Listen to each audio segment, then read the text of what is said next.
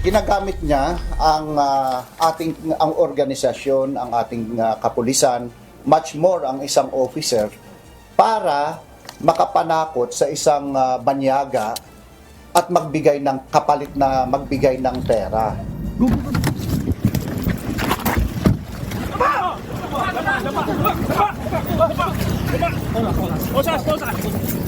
Tinuldo ka na ng PNP Criminal Investigation and Detection Group National Capital Region ang pangluloko ng isang lalaking ito sa mga dayuhan para kumita ng malaking halaga. Sa isang entrapment operation, hindi na nakapalag ang lalaki ng arestuhin ng mga tauhan ng CIDG. Ayon kay CIDG NCR Chief, Police Colonel John Giyagi, modus ng suspect na sulatan ang mga nais na biktimahin para mangikil ng pera. Gaya ng ginawa nito sa 4 na Korea National noong Abril na tinakot na sasampahan ng kasong tax evasion at money laundering kung hindi magbibigay ng 500,000 piso. Sinabi ni Giyagi, sa takot ng mga dayuhan, nagbigay ang mga ito ng hinihinging halaga. Ang iniaano niya is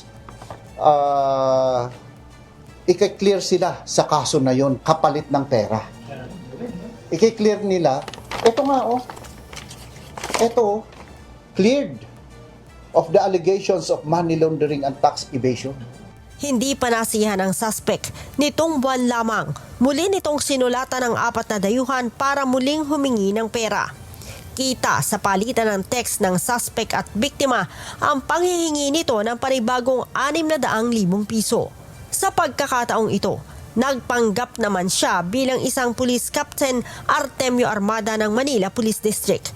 Pero ayon sa pulis, hindi niya kilala ang suspect at lalong hindi niya pirma ang nakalagay sa sulat. Sobrang nagulat po ako kasi unang-una hindi ko naman kilala itong mga personality na ito.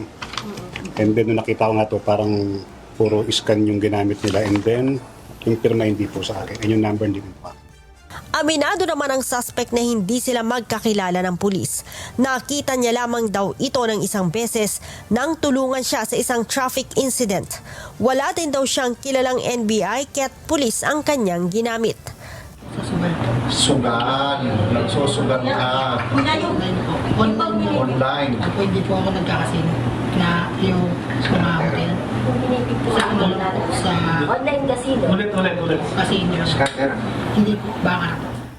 Dagdag ni Colonel Giyagi, ang suspect ay mahaharap sa patong-patong na kaso gaya ng robbery at usurpation of authority. Leia Ilagan, humahataw sa balita ngayon.